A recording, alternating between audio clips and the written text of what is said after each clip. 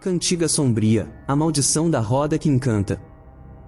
Uma cantiga de roda, passada de geração em geração, tem o poder de despertar o mal na cidade de Vianópolis, interior de Goiás, mas o padre da cidade está se preparando para invocar esse demônio e expulsá-lo para o inferno de uma vez por todas. A cantiga do mal. Na pacata cidade de Vianópolis, interior de Goiás, uma cantiga de roda era cantada de geração em geração. Ela tinha uma melodia envolvente, mas poucos sabiam do poder sombrio que estava contido em suas palavras. Os versos da cantiga despertavam uma entidade maligna adormecida nas profundezas da cidade. Aqueles que se atreviam a entoar a melodia inadvertidamente liberavam forças sombrias e desencadeavam eventos aterrorizantes. Por anos, Vianópolis foi assombrada por uma série de acontecimentos sinistros. Pessoas desapareciam misteriosamente, plantações eram atingidas por pragas devastadoras e uma sensação constante de medo pairava no ar. A cidade se tornou um lugar sombrio, assolado pela presença malévola que havia despertado. No entanto, o padre da cidade, Padre Miguel, conhecia os segredos ocultos por trás da cantiga e estava determinado a pôr um fim à maldição que assolava Vianópolis. Ele se aprofundou em antigas escrituras e rituais, buscando a sabedoria necessária para enfrentar o demônio que havia sido convocado. Padre Miguel reuniu os moradores, compartilhando com eles o conhecimento e a importância de resistir à tentação de cantar a melodia perigosa. Ele os preparou para um confronto final, convocando a fé e a coragem de cada um. Chegou o dia em que o padre estava pronto para enfrentar o demônio de uma vez por todas.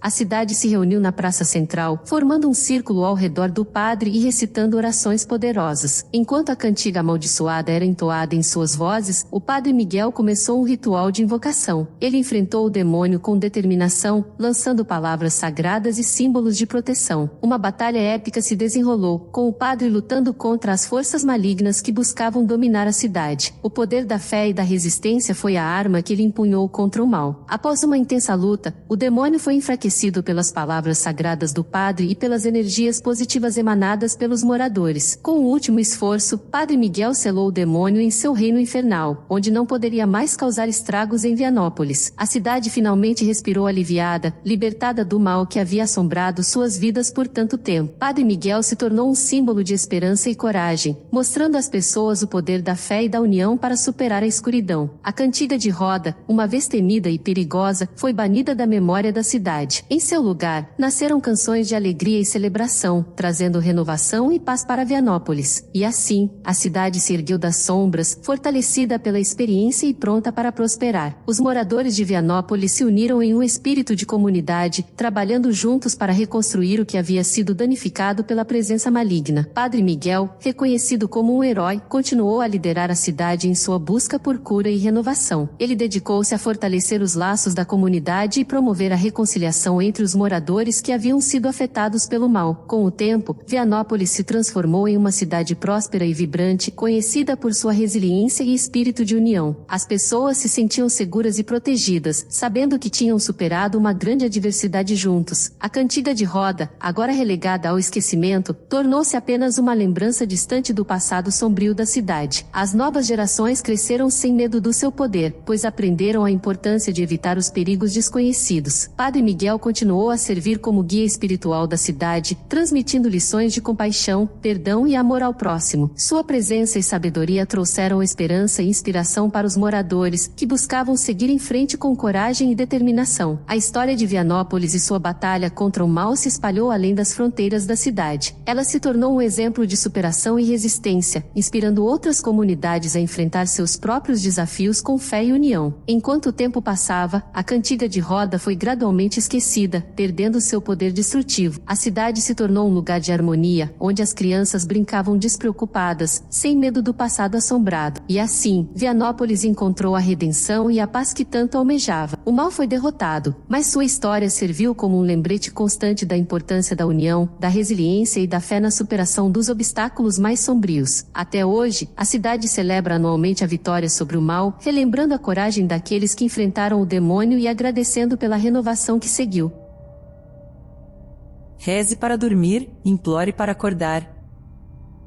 Esse conto de terror urbano narra a trajetória de pessoas que temiam dormir e por isso formavam um grupo perigoso nas redes sociais que pregava a ditadura de nunca dormir. Seria uma mutação de seres, mais conhecida como insônia. Insônia, do pesadelo sem fim. Em uma era dominada pelas redes sociais, onde pessoas compartilham seus medos e anseios mais profundos, um grupo peculiar se formou. O nome era os Despertos. Eles se uniram por um motivo singular, o medo de dormir. Os membros do grupo compartilhavam histórias assustadoras e perturbadoras sobre o que acontecia quando tentavam descansar. Pesadelos vívidos, visões terríveis e uma sensação de sufocamento eram apenas algumas das experiências relatadas. A insônia se tornou uma espécie de mutação que os consumia, desencadeando um estado de paranoia constante. Com o tempo, o grupo Os Despertos tornou-se mais do que apenas um refúgio para compartilhar suas histórias assustadoras. Eles desenvolveram uma obsessão pela privação do sono, acreditando que estar sempre acordado era a única maneira de evitar o terror noturno. O líder do grupo, um indivíduo misterioso chamado Lúcifer, apelidado de acordo com sua ideologia de o iluminado, pregava a ditadura da insônia. Ele manipulava as mentes dos membros, convencendo-os de que a única forma de sobreviver era se libertar da tirania do sono. Os Despertos começaram a se organizar em uma comunidade virtual, incentivando uns aos outros a permanecerem acordados por longos períodos de tempo. Compartilhavam dicas, técnicas e até mesmo o uso de drogas para estimular a vigília. No entanto, o que começou como um movimento de resistência ao sono se transformou em algo monstruoso. A privação crônica de sono começou a corroer suas mentes e corpos. Alucinações, paranoia e delírios se tornaram companheiros constantes. A linha entre a realidade e a imaginação se dissipou. Conforme o tempo passava, os membros do grupo começaram a sucumbir à insanidade. Sem o descanso adequado, seus corpos não conseguiam se recuperar e sua saúde física e mental deteriorou-se rapidamente. Aqueles que se aventuravam além do limite do sono eram tomados por uma escuridão insondável, mergulhados em um estado de catatonia eterna. A história dos Despertos serve como um lembrete sombrio de que o sono é essencial para a saúde e o equilíbrio da mente e do corpo. A insônia pode ser um inimigo cruel, transformando-se em uma mutação que consome aqueles que a enfrentam. Nas sombras da internet, os ecos daquele grupo ainda ressoam. Aqueles que ouvem seu chamado são avisados sobre os perigos da insônia descontrolada, pois, mesmo nas noites mais escuras, é necessário rezar para dormir e implorar para acordar, encontrando o equilíbrio necessário para proteger a própria sanidade.